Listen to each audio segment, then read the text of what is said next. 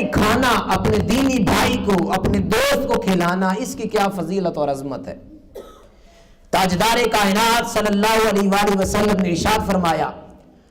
کہ خیرکم من اطعم الطعام، فرمایا کہ تم میں سے بہترین ہے وہ شخص جو سب سے زیادہ دوسروں کو کھانا کھلاتا ہے۔ کیا ارشاد فرمایا؟ خیرکم،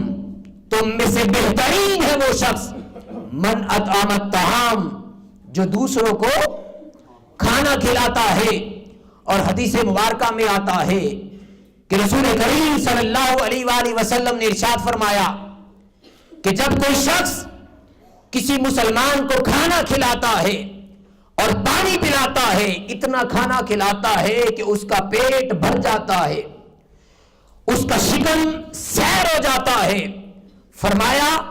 کہ اس کا اجر اللہ پاک کیا عطا کرے گا کہ قیامت کے دن اللہ پاک اسے جہنم سے 7 خندق کی مسافت پر دور کر دے گا۔ یعنی جتنا فاصلہ ہوتا ہے 7 خندقوں کا، اتنی مسافت کے برابر اللہ تعالیٰ اس بندے کو جو لوگوں کو، اپنے دوستوں کو، اپنے اعزاء کو کھانا کھلاتا ہے، اللہ پاک 7 خندقوں کے برابر، ان کے مسافت کے برابر اللہ پاک اسے جہنم سے دور کر دے گا۔ صحابہ کرام پوچھتے ہیں یا رسول اللہ ان خندقوں کا آپس میں فاصلہ کتنا ہوگا؟ اس پر تاجدار کائنات صلی اللہ علیہ وسلم نے ارشاد فرمایا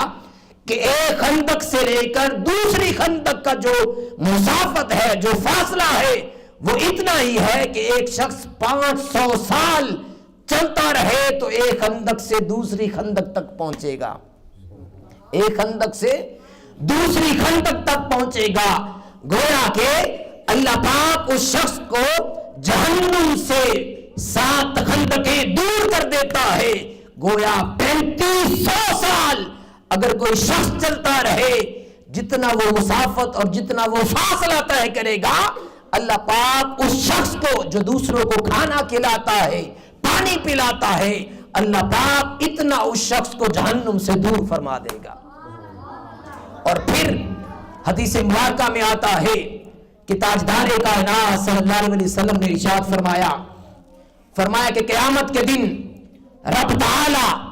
بندے سے فرمائے گا کہ اے میرے بندے، میں بھوکا تھا مگر تو نے مجھے کھانا نہیں کھلایا۔ اس پر رب تعالی، اس پر وہ بندہ عرض کرے گا کہ باری تعالی تو خالق کائنات ہے، تو رب العالمین ہے، تو سب کو رزق دیتا ہے، واللہ خیر الرازقین، تیری ذات ہے، تو سب کو بہترین رزق دیتا ہے اور تیری یہ شان ہے، واللہ یرزق من یشاء بغیر حساب، تو لوگوں کو بے حساب رزق دیتا ہے، تیری یہ شان ہے۔ مولا ہم تجھے کس طرح کھانا کھلا سکتے ہیں؟ اس پر رب تعالیٰ فرمائے گا کہ اے میرے بندے، میرا فلاں بندہ بھوکا تھا، اگر تو اسے دنیا کے اندر کھانا کھلاتا تو وہ بالکل اسی طرح تھا جس طرح تو نے مجھے کھانا کھلا دیا۔ گویا اگر اس بندے کو دنیا کے اندر کھانا کھلاتا تو وہ بالکل اسی طرح تھا جس طرح تو نے مجھے کھانا کھلا دیا۔ پھر اسی طرح تاجدار کائنات صلی اللہ علیہ وسلم نے ارشاد فرمایا کہ 3 کھانے ایسے ہیں جس کا حساب اللہ کے حضور نہیں ہوگا، اور وہ کون سے ہیں؟ حدیث مبارکہ میں آتا ہے وہ چیز جو آپ نے سحری کے وقت کھائی، یعنی سحری کے وقت آپ نے جو بھی کھانا کھا لیا اس کا حساب اللہ تعالی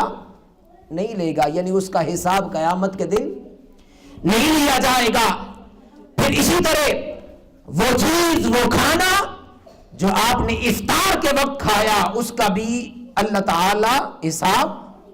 نہیں لے گا۔ پھر اسی طرح وہ کھانا جو آپ نے اپنے دوستوں کو کھلایا،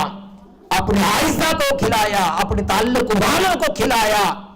یہ وہ کھانا ہے جس کا حساب اللہ تعالی نہیں لے گا۔ پھر اسی طرح حضرت جعفر بن محمد رضی اللہ تعالیٰ عنہ وہ فرماتے ہیں